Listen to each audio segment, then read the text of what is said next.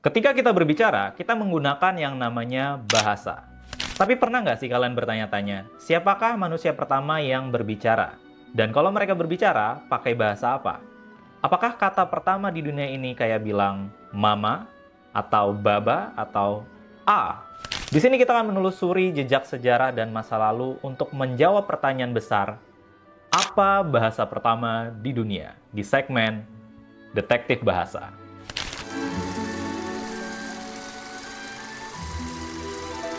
Masalah utama dari pertanyaan ini adalah bahasa lisan gak meninggalkan jejak.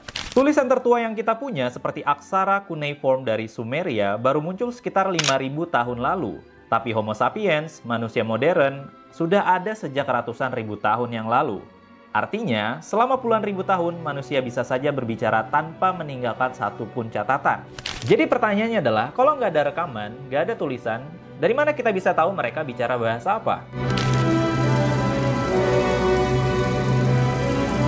Para ilmuwan mencoba menebak dengan dua pendekatan besar. Yang pertama, monogenesis. Teori ini dipercaya bahwa semua bahasa berasal dari satu bahasa utama yang pernah diucapkan manusia pertama.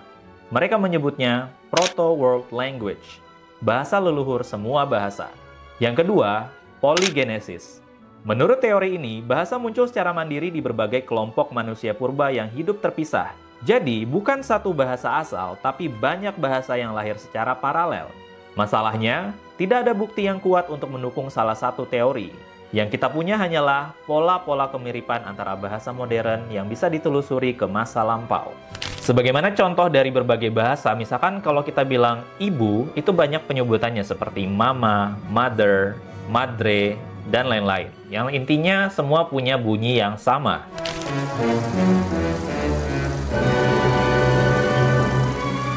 Terkadang kita tergoda untuk berpikir bahwa bahasa pertama adalah yang tertua kita temukan dalam tulisan. Misalnya bahasa Sumeria dari Mesopotamia atau bahasa Mesir kuno. Tapi itu keliru.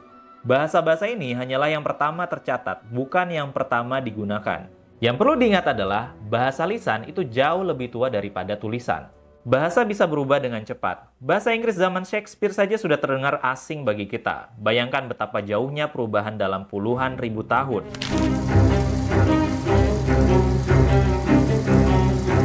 Dikarenakan tidak ada bukti langsung, para ahli menggunakan linguistik komparatif.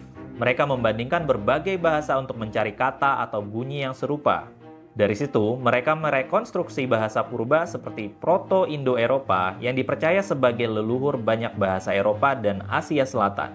Menariknya, kata seperti ma atau ba muncul di banyak bahasa. Ada yang percaya ini berasal dari cara bayi memanggil ibunya. Tetapi bisa jadi juga karena bunyi itu memang paling mudah diucapkan oleh manusia pertama. Seperti yang kita ketahui ketika kita bilang ma, itu adalah ungkapan paling mudah diucapkan oleh bayi atau ba.